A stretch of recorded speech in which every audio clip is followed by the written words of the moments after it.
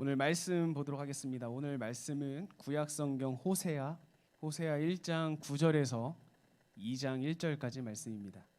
네, 우리 9절부터 우리 한 목소리로 같이 한번 읽겠습니다. 시작. 여호와께서 이르시되 그의 이름을 로암미라 하라. 너희는 내 백성이 아니요 나는 너희 하나님이 되지 아니할 것임이니라. 그러나 이스라엘 자손의 수가 바닷가의 모래같이 되어서 헤아릴 수도 없고 셀 수도 없을 것이며 전에 그들에게 이르기를 너희는 내 백성이 아니라 한 그곳에서 그들에게 이르기를 너희는 살아계신 하나님의 아들들이라 할 것이라. 이에 유다 자손과 이스라엘 자손이 함께 모여 한 우두머리를 세우고 그 땅에서부터 올라오리니 이스라엘의 날이 클 것이미로다. 너희 형제에게는 암미라 하고 너희 자매에게는 루아마라 하라. 아멘. 네, 우리 오늘도 이 자리 가운데 오신 청년들을 예수님의 이름으로 간절히 축복합니다. 네, 저는 오늘 이제 호세아 말씀을 좀 증거해 보려고 하는데요. 호세아 좀 낯선 성경이기도 합니다. 여러 예언자들이 있어요. 성경에 보면 여러 예언자들, 소 예언자들이 한 12명, 소 예언서가 12개가 있거든요. 소 예언자들이 12명이 있는데 그 중에 이제 호세아는요, 유일한 북이스라엘에서 태어난 사람입니다. 그러니까 북이스라엘을 위한 예언자가 좀 여러 명 있었어요. 예언자는 아모스도 있었고요. 그리고 요나도 북이스라엘 선지자였고, 그리고 오늘 볼 호세아도 북이스라엘 선지자인데 그 중에서 호세아만 북이스라엘 출신이었어요. 네, 그래서 호세아는 그렇게 좀 특별한 인물이라는 것을 기억해 주시면 좋을 것 같고, 그리고 호세아의 이름의 뜻을 좀 보려고 하는데 호세아라는 이름의 뜻은 그가 건지다, 네, 그가 구원하다라는 뜻입니다. 그러니까 여기서 그는 여호와 하나님이시겠죠. 그러니까 호세아라는 이름은 그가 그 하나님께서 건지시다, 하나님께서 구원하시다라는 뜻을 가지고 있습니다. 말씀 1절을 한번 보려고 합니다. 네, 1절을 보면 우시아와 요담과 아하스와 히스기야가 이어 유다 왕이 된 시대, 곧 요아스의 아들 여로보암이 이스라엘 왕이 된 시대. 되게 어렵게 설명하고 있는데 그냥 한 이야기로 하면 호세아는요, 북이스라엘의 여로보암이라는 사람이 왕이 되었을 때 그 선지자입니다. 그런데 여로보암이라고 하면 우리는 그 가장 먼저 떠오르는 인물은 르호보암과 여로보암일 거예요. 그래서 북이스라엘과 남유다로 갈라질 때에 그 북이스라엘의 초대 왕이었던 여로보암을 떠올릴 텐데 여기서 나오는 여로보암은 여로보암 2세입니다. 그러니까 그때 여로보암이 아니라 북이스라엘이 최고의 전성기를 다닐 때, 그러니까 그 최고의 전성기로 나라도 가장 강력하고 그 영토도 넓은 그 시기에 이제 그 이스라엘을 위해서 하나님께서 호세아를 보냈는데요. 그 호세아에게 굉장히 충격적인 걸 하나님께서 요구를 하시죠. 네, 여기서 보면 우리 2절 말씀을 같이 한번 읽어보겠습니다. 시작. 여호와께서 처음 호세아에게 말씀하실 때 여호와께서 호세아에게 이르시되 너는 가서 음란한 여자를 맞이하여 음란한 자식들을 낳으라. 이 나라가 여호와를 떠나 크게 음란함이니라 하시니. 네, 하나님께서 호세아에게 말씀하시는 게 뭐냐면 너는 가서 음란한 여자를 맞이해서 그 음란한 여자와 결혼해라. 그리고 그 음란한 여자를 통하여서 자식들을 낳아라. 그러면 그 자식도 어떤 자식이다? 음란한 자식이다라고 이야기를 합니다. 그런데 이제 우리가 음란하다라고 보니까 음란하다라는 단어를 보니까 이게 조금 되게 좀 불쾌할 수도 있을 것 같아요. 불쾌할 수도 있는데 이 음란하다라는 히브리어를 보면 물론 음란하다라는 뜻도 가지고 있지만 우상숭배라는 뜻을 가지고 있어요. 그러니까 이 음란한 여자라는 것을 우리가 그 마주할 때는 우상숭배한 여자라고 생각을 하면 좋을 것 같아요. 그래서 하나님께서 호세아에게 말하는 거죠. 너 우상숭배한 여자를 맞이해서 그 아이를 낳아라. 그러면 그 아이도 우상숭배한 아이가 될 거다라고 얘기를 하면서 왜 그래야 하냐면 이 나라 북이스라엘이 지금 나를 떠났기 때문이다라고 이야기를 합니다. 하나님께서 그 선택된 백성 이스라엘 백성을 비유할 때 신부로 비유를 많이 합니다. 그래서 여러분들 많이 들어보셨죠? 우리는 예수 그리스도의 신부가 되어야 된다, 이런 비유. 그래서 그 구약 성경에 보면 하나님을 떠나서 우상 숭배했을 때 하나님께서는 뭐라고 하냐면 그 과부가 되었다, 막 이런 표현도 쓰고요. 그리고 이 그 갑자기 단어가 생각이 안 나네요. 아무튼 그 신부의 반대말을 통해 가지고 이스라엘 백성들을 표현합니다. 그러니까 이스라엘 백성들과 하나님은 그런 결혼한 사이, 남녀가 결혼한 사이처럼 약속된 관계, 그런 맺어진 언약이 맺어진 관계를 하나님께서는 요구하시는데 그 요구를 이스라엘 백성 쪽에서 끊는 거죠. 하나님이 아니라 우상 숭배를 하거나 자기가 좋아하는 일을 하거나 그러면 그럴 때 하나님께서 뭐라고 표현하냐면 이스라엘은 이제 과부가 되었다라고 표현을 해요. 왜냐하면 하나님, 신랑이신 하나님을 잃어버렸기 때문이죠. 그러니까 여기서 지금 하나님께서 호세아에게 음란한 여자를 맞이하라는 것은요, 지금 하나님과 이스라엘 백성의 사이가 어떻게 됐다라는 것을 의미할까요? 네, 갈라졌다라는 것을 의미를 합니다. 지금 이 나라가 여호와를 떠나 크게 음란하다라고 이야기하는 것은 하나님께서 이스라엘 백성들이 지금 나를 떠나서 내가 아니라 다른 것을 섬기고 있다. 그래서 지금 이 나라와 내가 맺은 언약이 깨졌다라고 이야기를 하는 겁니다. 그것을 음란하다라고 표현을 하고 있는 거예요. 자, 그래서 호세아는요, 고멜이라는 사람을 아내로 맞이를 합니다. 이 고멜은 사람들이 모두 다 아는 그런 음란한 여자, 음행을 한 여자, 우상 숭배를 하는 여자라고 여러분들이 기억을 하시면 좋을 것 같아요. 그래서 이 고멜을 그 호세아가 아내로 맞이해서 3명의 아들을 낳아요. 3명의 아들. 우리 그 아들을 한번 이름을 한번 볼게요. 여호와께서 호세아에게 이르시되 그의 이름을 이스르엘이라 하라. 조금 후에 내가 이스라엘의 피를 예후의 집에 갚으며 이스라엘 족속의 나라를 패할 것임이니라라고 이야기를 합니다.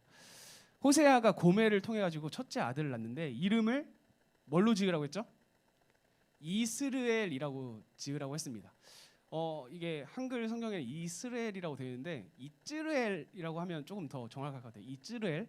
그러면 우리가 이스라엘이랑 발음이 좀 비슷하죠. 이스라엘. 그러면 이스라엘은 뜻이 어떻게 되냐면 그 엘, 마지막에 엘이 하나님이고요. 그리고 사라라는 싸우다라는 동사와 앞에 이는 아직 완료되지 않은 것을 뜻해요. 그러니까 하나님께서 싸우고 있다 지금, 그리고 하나님께서 계속해서 싸워 주실 것이다라는 뜻을 가지고 있는 게 이스라엘이라면 이 찌르엘은요, 씨를 뿌리다라는 뜻이에요.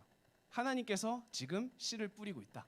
그리고 하나님께서 계속 씨를 뿌릴 것이다라는 의미가 이스라엘인데, 그런데 이 이스라엘은요, 우리가 그 히브리어 뜻보다 지명에 대해서 한번 생각을 해봐야 돼요. 지금 여기서 보면 되게 좀 뭔가 무시무시하죠.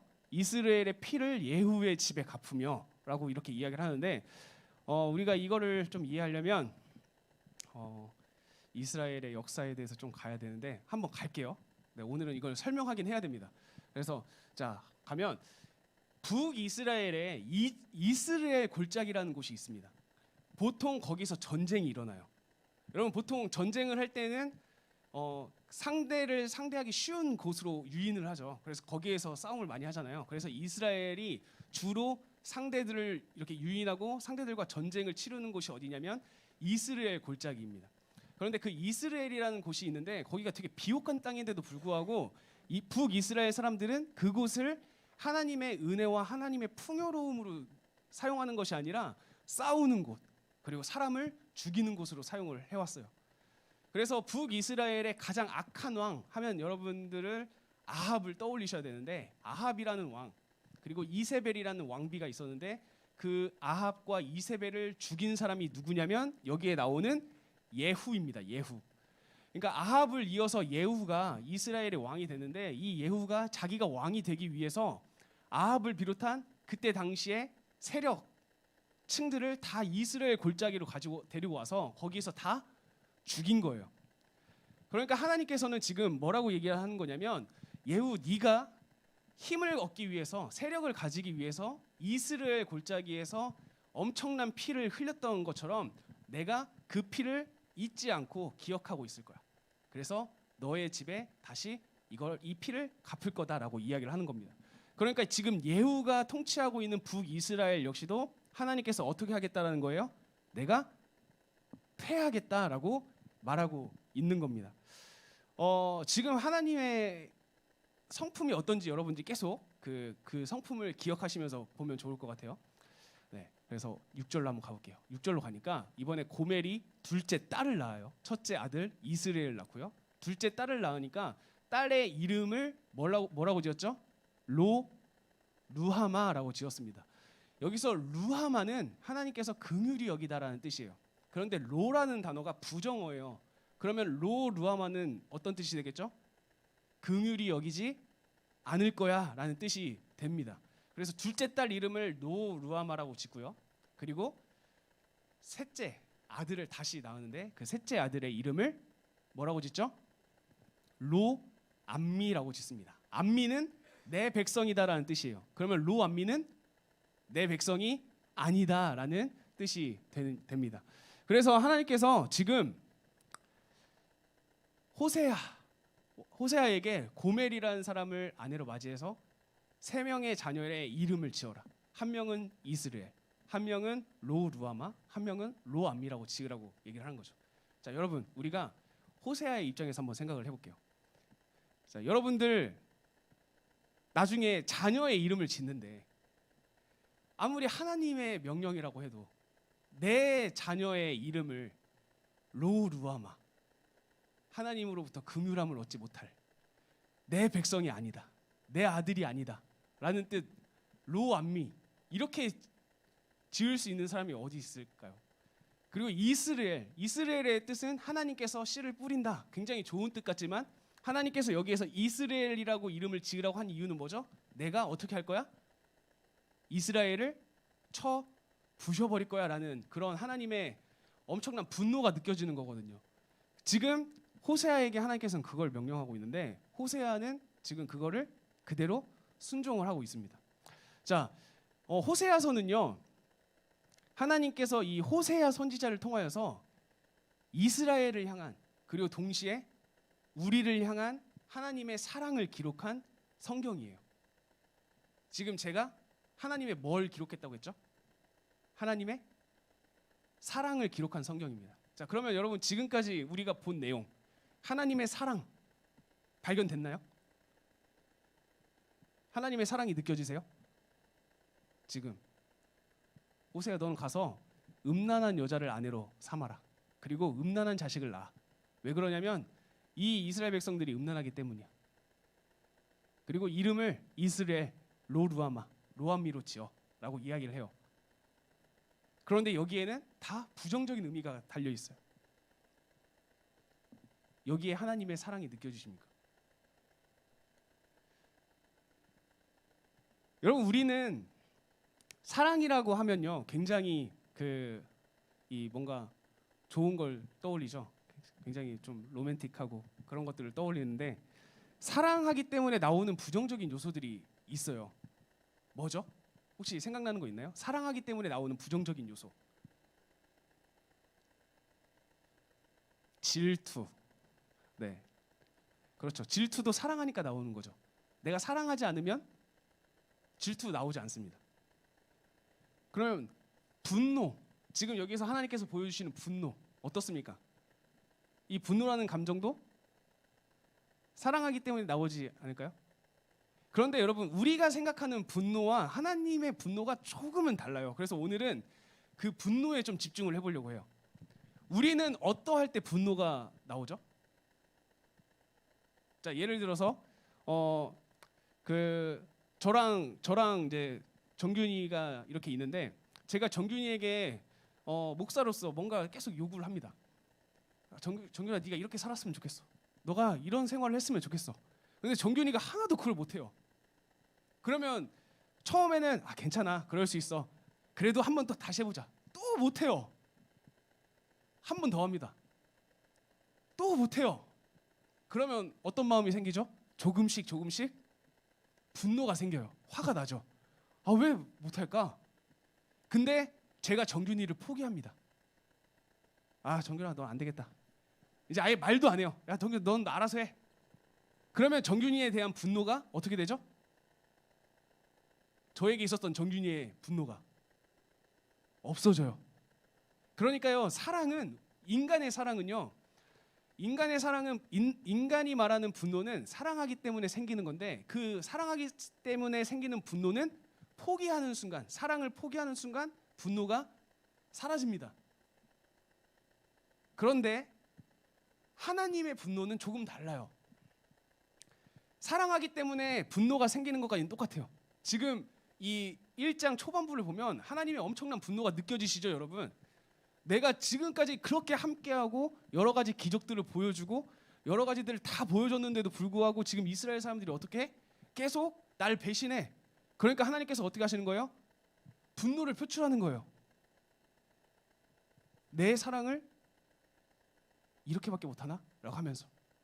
그런데 우리가 느끼기에는 하나님이 지금 거의 포기한 것처럼 느껴지지 않나요? 이스라엘 사람들을. 그런데 이 호세아가 갑자기 반전을 맞이해요. 뭘로 시작하죠? 그러나로 시작해요. 그러나라고 이야기를 해요. 그러면서 하나님께서 뭐라고 말씀하시죠? 이스라엘 자손의 수가 바닷가의 모래같이 되어서 헤아릴 수도 없고 셀 수도 없을 것이며 이스라엘 자손의 수가 엄청 많아질 거래요. 그러면서 전에 그들에게 이르기를 너희는 내 백성이 아니라 한 그곳에서 그들에게 다시 이르기를 너희는 살아계신 하나님의 아들들이라 할 것이라 라고 이야기를 합니다. 이에 유다 자손과 이스라엘 자손이 함께 모여 한 우두머리를 세우고 그 땅에서부터 올라오리니 이스라엘의 날이 클 것이미로다. 그러면서 2장 1절에서 이름이 바뀌죠. 형제에게는 암미라 하고 자매에게는 루하마라 하라라고 이야기를 합니다. 자, 여러분 우리 인간이 보여주는 사랑을 통한 분노는 사랑을 포기하는 순간 분노도 없어져요. 그런데 하나님의 분노는요 끝이 없습니다. 지금 호세아는 뭘 보여주고 있냐면 하나님이 우리에게 분노하시는 이유 이것은 우리를 너무나도 사랑하기 때문이다라는 것을 계속 이야기를 하고 있어요. 그래서 호세아가 우리를 향한 하나님의 사랑을 기록하고 있다라고 이야기를 하는 겁니다. 그러면 우리는 이런 끝까지 따라오시는 하나님 이것을 우리는 본 적이 있습니다. 우리가 같이 요나 말씀에서 본 적이 있어요. 요나가 니느웨로 가지 않고 다시스로 떠났을 때 요나의 마음은 어땠죠? 내가 다시스로 가면 하나님이 여기까지는 오지 못할 거야 하면서 갔죠. 하지만 하나님께서는 어떻게 하시죠? 그 요나와 함께 폭풍을 당합니다. 그때 요나는 어떤 선택을 합니까? 바다로 뛰어들죠. 내가 죽으면 하나님께서 쫓아오지 못할 거야. 근데 그때 하나님께서는 큰 물고기를 예비합니다. 큰 물고기를 예비한 다음에 육지로 토해 놓으니까 요나는 어쩔 수 없다. 가자. 그런데 그냥 대충 전하자. 하지만 그러한 가운데서도 하나님께서는 하나님의 일을 하시고 마지막에 요나에게 뭘 알려주죠? 하나님의 마음을 알려줍니다.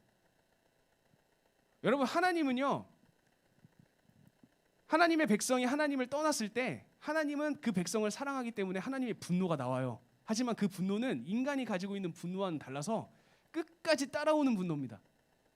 어디까지 따라오느냐? 인간이 하나님을 떠나 도망가는 그 곳까지.